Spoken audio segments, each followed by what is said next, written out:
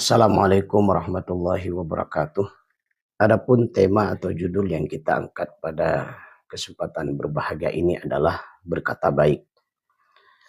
Di dalam surat Al-Baqarah ayat 83 Allah berfirman, wa qulu linnasi husna, dan ucapkanlah kata-kata yang baik kepada manusia. Kemudian di dalam hadis Rasulullah SAW, Rasul bersabda, man kana yu'minu billahi wal yaumil akhir falyaqul khairan aw liyasmut. Dari ayat dan hadis yang kita bacakan ini menunjukkan bahwa pentingnya kita berkata baik. Karena sesungguhnya berkata baik itu adalah bagian daripada perintah Allah dan perintah Rasulullah Muhammad SAW. Dalam perjalanan kehidupan kita, perkataan yang baik adalah perkataan yang dicintai oleh manusia. Bagaimana perkataan baik itu sangat dibutuhkan dalam perjalanan kehidupan kita. Berikut mari kita lihat beberapa keterangan dari ayat dan hadis dan penjelasan dari para mufassir tentang perkataan baik ini. Yang pertama tadi kita sudah menyampaikan sebuah kalimat yang terdapat di dalam surat Al-Baqarah ayat 83. Allah berfirman, wa qulu linnasi husna. Artinya, dan ucapkanlah kata-kata yang baik kepada manusia. Ibnu Katsir menjelaskan bahwa berkata baik itu adalah perkataan yang disertai dengan lemah lembut. Perkataan yang sopan kepada manusia. Bahkan Ibnu Katsir menambahkan bukan hanya kepada yang seiman, tetapi juga kepada seluruh manusia, apakah dia beriman atau tidak beriman, orang mukmin atau orang kafir, maka seyogianya kita senantiasa berkata baik. Ibnu Katsir menambahkan bahwa berkata baik adalah kalimat yang mengandung kebaikan. Kemudian menghindari celaan, kata kasar, dan kebohongan. Itulah secara umum daripada makna berkata baik dalam pandangan Ibnu Katsir menjelaskan kalimat wa qulu linnasi husna yang terdapat dalam surah Al-Baqarah ayat 83. Mari kita lihat lebih lanjut beberapa kalimat yang disebutkan dalam Al-Quran yang berhubungan dengan berkata baik. Kita lihat dalam surat Thaha ayat 44 Allah berfirman, faqula lahu qawlan layyinan. Maka berbicaralah kamu berdua kepadanya, yaitu kepada Fir'aun dengan kata-kata yang lemah lembut. Bahkan kepada musuh besar seperti Fir'aun disuruh berkata lemah lembut. Nah, ini perintah Allah kepada Nabi Musa dalam berdakwah kepada Fir'aun. Disuruh oleh Allah Subhanahu wa taala mengucapkan kalimat qaulan layyina. Allah perintahkan Nabi Musa dan Harun untuk berbicara dengan lembut. Ini menunjukkan bahwa pentingnya tutur kata yang baik kepada siapapun. Kata lembut adalah sebuah kalimat yang keluar dari lisan seseorang, yang kalimat itu apabila didengar tidak menyakitkan.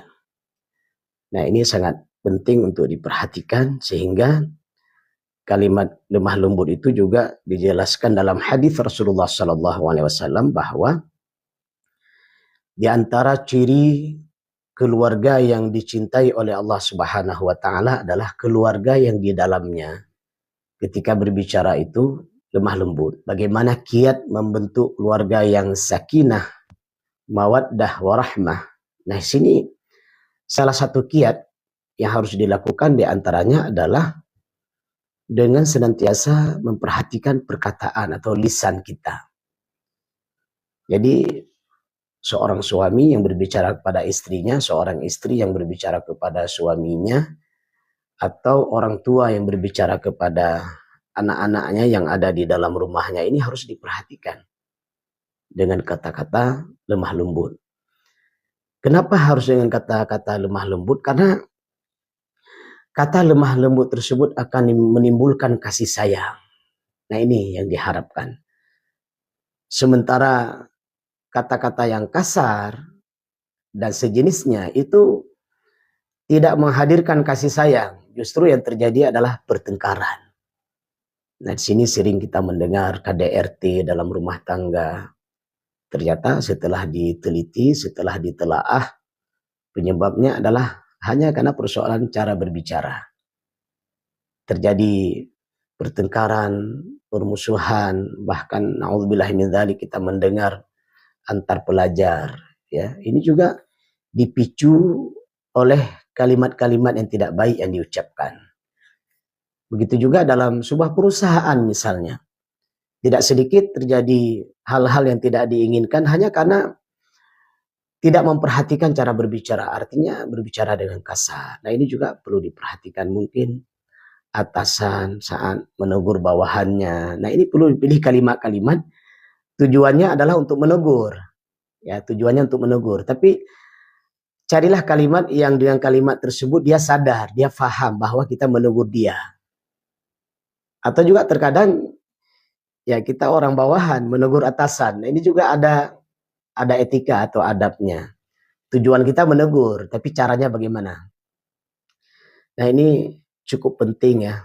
Bagaimana ketika Allah perintahkan kepada Nabi Musa untuk berdakwah pada Fir'aun, itu dengan kalimat qaulan layyina, dengan kalimat lemah lembut.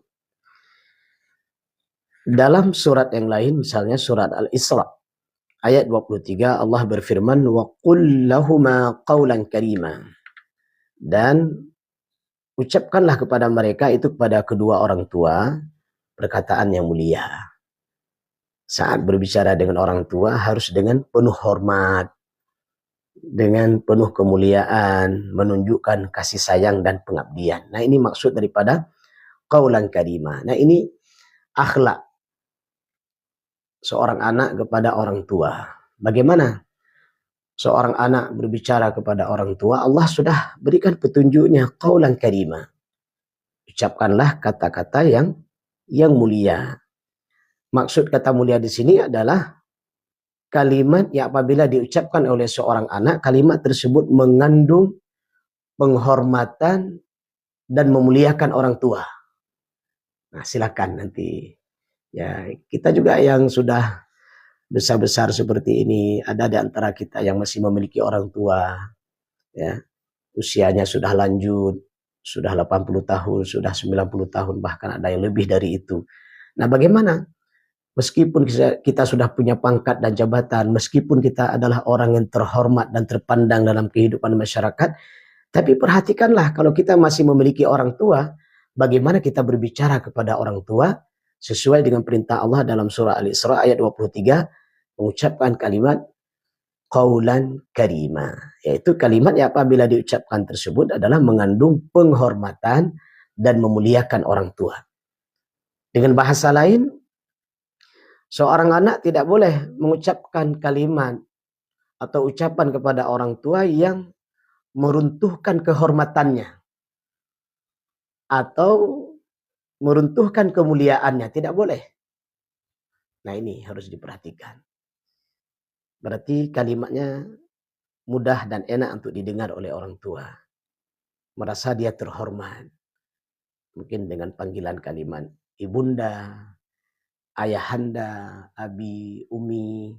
Nah, itu untuk panggilan. Bagaimana dengan percakapan sehari-hari? Mungkin ada persoalan yang kita berhadapan dengan kedua orang tua kita. Bagaimana kita mengucapkan kalimat yang kalimat tersebut saat kita berdiskusi masih juga mengandung kalimat penghormatan dan kemuliaan. Dan sekaligus menunjukkan bahwa dalam kalimat yang kita ucapkan kepada kedua orang tua kita tersebut adalah ada nilai kasih sayang dan pengabdian. Masya Allah. Nah, ini akan melahirkan sebuah keluarga yang sangat harmonis. Ya, keluarga yang sakinah, mawaddah, warahmah. Dan subhanallah, kita sebagai anak yang masih memiliki orang tua, perhatikanlah dalam kita berbicara tersebut. Kemudian kita lihat kembali di dalam Al-Quran surat Al-Ahzab ayat 70. Allah berfirman, Ya ayyuhalladzina amanu taqullah wa qulu qawlan sadida. Wahai orang-orang yang beriman, bertakwalah kepada Allah dan ucapkanlah perkataan yang benar. Nah, ini dalam surat Al-Ahzab ayat 70. Qawlan sadida. Apa maksud daripada qawlan sadida? Perkataan yang lurus, jujur, dan tidak menyimpang. Nah, ini menunjukkan bahwa qawlan sadida itu ketika kita berbicara adalah tidak ada kebohongan, tidak ada penipuan, tidak ada kalimat yang itu unsurnya adalah menipu. Nah, ini yang harus diperhatikan. Apalagi kita seorang ahli bisnis ya, yang kita bekerja setiap hari memberikan pelayanan, memberikan pelayanan jasa atau menjual barang-barang tertentu kepada konsumen yang kita jual. Nah, ini sangat penting. Bagaimana Rasulullah SAW sudah mempraktekkan pribadi yang jujur saat berbisnis, sehingga karena Rasulullah itu jujur, bukan hanya orang mukmin, bukan hanya orang muslim yang berbisnis dengan Rasulullah, hatta orang-orang Yahudi pada saat itu, ya, mereka bukan mukmin, bukan muslim, itu percaya dengan Rasul. Sehingga saat Rasulullah hijrah dari Mekah ke Madinah itu, salah satu yang Rasulullah lakukan adalah mengembalikan barang-barang titipan yang dititip oleh orang-orang Yahudi. Sampai seperti itu. Nah, dilihatlah bagaimana Rasulullah mempraktekkan beliau seorang yang jujur dalam berbisnis. Hancurnya bisnis seseorang, hancurnya perdagangan atau perekonomian, baik itu yang skala yang kecil ataupun besar, bahkan hatta sebuah bangsa yang berbisnis sekalipun, kalau dia bohong dia akan hancur. Nah, ini sangat luar biasa bagaimana Al-Quran dan hadis Rasulullah menyuruh kita untuk senantiasa memiliki perkataan atau qaulan sadida yang jujur, lurus, tidak menyimpang. Ketahuilah, ketika kita berkata jujur, maka di sini akan menumbuhkan rasa percaya.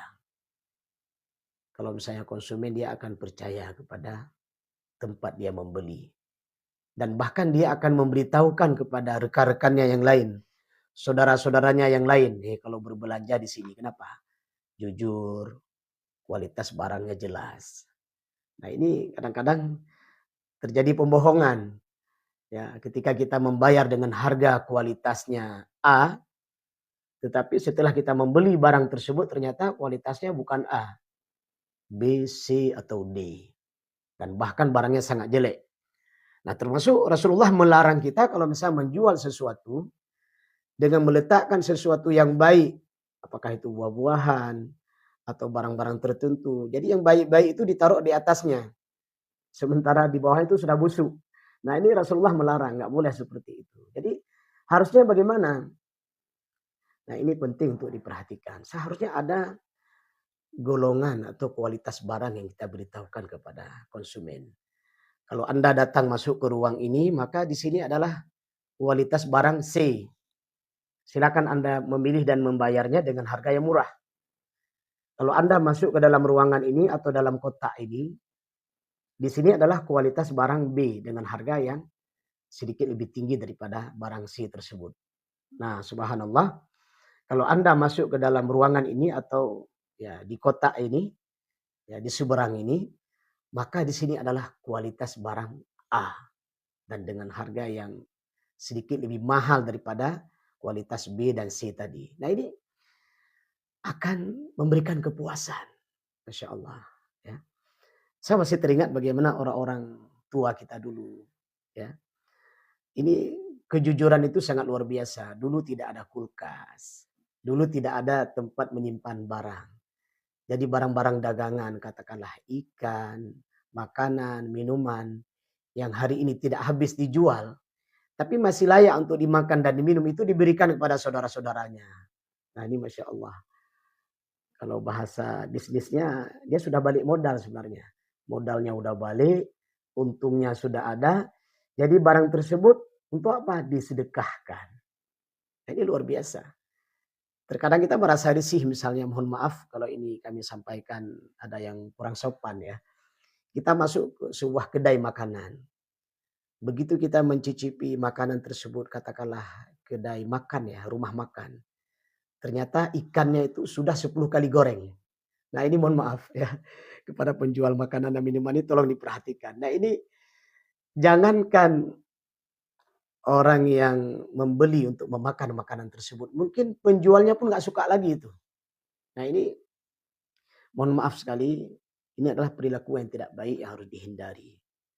Ketahuilah bahwa barang yang kita jual, makanan yang kita jual, minuman yang kita jual, ketika itu baik, jujur kita jual makanan tersebut, dikonsumsi oleh orang yang membelinya, kemudian dia sholat, kemudian dia berbuat baik, kemudian dia melakukan berbagai macam aktivitas dengan asbab makanan dan minuman yang kita jual dan barang-barang yang dibeli dari kita, dia menjadi lebih sehat, lebih bugar, lebih fit karena kita jual dengan kejujuran kita, ya, maka itu akan menjadi pahala bagi kita. Subhanallah. Perhatikanlah itu.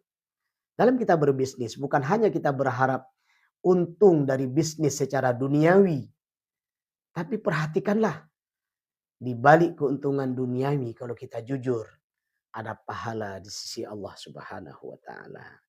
Nah, ini qaulan sadida. Perkataan yang jujur, yang lurus, tidak ada penyimpangan, tidak ada pembohongan dan penipuan. Kemudian kita lihat di dalam surat Al-Baqarah ayat 263 Allah berfirman, qaulun ma'rufun wa maghfiratun khairum min shadaqatin yatba'uha adza. Perkataan yang baik dan pemberian maaf lebih baik daripada sedekah yang diiringi dengan menyakitkan perasaan. Kadangkala berkata baik itu lebih utama daripada pemberian disertai dengan celaan. Nah ini ayat ini menjelaskan kepada kita, kalau kita memberikan sesuatu kepada saudara kita yang meminta-minta atau yang membutuhkan bantuan, maka berilah dengan penuh penghormatan. Tidak boleh ada manna wala adza. Jadi jangan sampai ada ucapan-ucapan yang itu menyakitkan hati orang yang menerima. Nah ini perhatikan. Tujuan kita memberi, bagus. Bersedekah, bagus. Tapi terkadang orang tidak menyadari di saat dia memberi dan bersedekah tersebut, dia terlanjur mengucapkan kalimat-kalimat yang kalimat tersebut menyakitkan hati orang yang menerima. Nah ini nggak boleh. Ya, padahal tujuan kita baik, akhirnya ini menjadi sesuatu yang tidak baik. Mari kita lihat beberapa hadis Rasulullah tentang perkataan baik ini. Misalnya dalam sebuah hadis riwayat Bukhari dan Muslim, wal kalimatu thayyibah sadaqah. Perkataan yang baik itu adalah sedekah. Masya Allah. Pernahkah kita berpikir bahwa sedekah itu bukan hanya memberikan materi, tapi ucapan-ucapan mulia, kalimat-kalimat sugesti, kalimat-kalimat yang membuat orang yang mendengar itu bersemangat, imannya bertambah baik. Nah, kalimat-kalimat yang baik itu sedekah kata Rasulullah. Mari kita lihat dalam hadis yang lain. Rasul bersabda, "Man kana yu'minu billahi wal yawmil akhir falyakul khairan aw liyasmut." Barang siapa yang beriman pada Allah dan hari akhir, hendaklah dia berkata baik atau diam. Seorang muslim harus menjaga lisannya agar tidak menyakiti atau menebar keburukan. Nah, ini menarik di sini kita melihat bahwa bagaimana orang yang berwibawa itu adalah ada kala dia perlu berbicara. Ada kala dia cukup dengan diam. Bagaimana memahami ini? Di saat kita dalam sebuah situasi, kalau kita berbicara itu mengandung nilai kebaikan, berbicaralah. Tapi di sisi yang lain, kalau seandainya kita diam itu lebih baik, maka diamlah. Contoh sehari-hari misalnya, ada orang yang datang memarahi kita, mencaci maki kita, mengucapkan kalimat-kalimat kasar kepada kita. Pada saat itu apa harus kita lakukan? Maka pada saat itu diamlah. Karena dengan diam itu akan menambah kewibawaan kita. Sementara orang-orang yang mengucapkan kalimat-kalimat caci maki, kalimat-kalimat kasar, itu justru akan merendahkan orang tersebut. Bahkan dalam Al-Quran, Allah juga menyebutkan, wala inni a'udzubika minal jahilin. Ya. Kalau ada orang-orang bodoh berkata sia-sia, berbicara yang tidak benar, maka kita berlindung kepada Allah daripada orang bodoh. Bisa saja kita meninggalkan tempat tersebut. Tidak perlu melayaninya. Apalagi berdebat dengan orang yang bodoh. Nah ini sering kita melihat dalam kehidupan masyarakat kita. Banyak orang berdebat. Nah ada berapa orang? Ada 2 minimal. Ada 2 orang. Si A dengan si B. Si A ini nggak punya ilmu. Si B juga tidak punya ilmu. Maka berdebatlah dia dengan sesuatu masalah. Nah ini nggak boleh. Jadi berdebat itu ada adab atau etika. Salah satu etikanya atau adabnya adalah di mana ketika dia akan berbicara tentang sesuatu, maka kedua pihak ini harus memiliki ilmu tentang itu, walaupun tidak 100%. Katakanlah 80%, 70%. Dia punya ilmu tentang bidang itu. Nah silakan nanti dia berdiskusi, bermusyawarah, atau bahkan mungkin ada sedikit perdebatan, silakan. Tapi dengan catatan tujuan dia berdiskusi itu adalah untuk mencari solusi. Bukan selesai berdebat dan berdiskusi tersebut terjadi pertengkaran. Tidak seperti itu. Nah ini bagaimana sifat seorang mukmin digambarkan dalam hadis ini. Ada kalanya kita harus berbicara ketika memang pada saat itu kita harus berbicara. Tapi ada kalanya di saat-saat tertentu kita harus diam. Atau mendengar, mencermati, mencerdasi kalimat-kalimat atau perkataan dari orang lain. Maka diamlah dan dengarlah. Nah, di situ bagian daripada kemuliaan. Dan yang terakhir kita melihat dalam sebuah hadis Rasulullah SAW, ucapan salam sebagai bentuk kebaikan. Hadis riwayat Muslim, Masya Allah. Dalam Islam itu ada ucapan yang sangat mulia, yaitu Assalamualaikum warahmatullahi wabarakatuh. Assalamualaikum artinya keselamatan, warahmatullah artinya rahmat Allah, wabarakatuh artinya keberkahan. Dan kalimat Assalamualaikum warahmatullahi wabarakatuh ini hanya boleh diucapkan kepada orang muslim, kepada orang mukmin. Kenapa?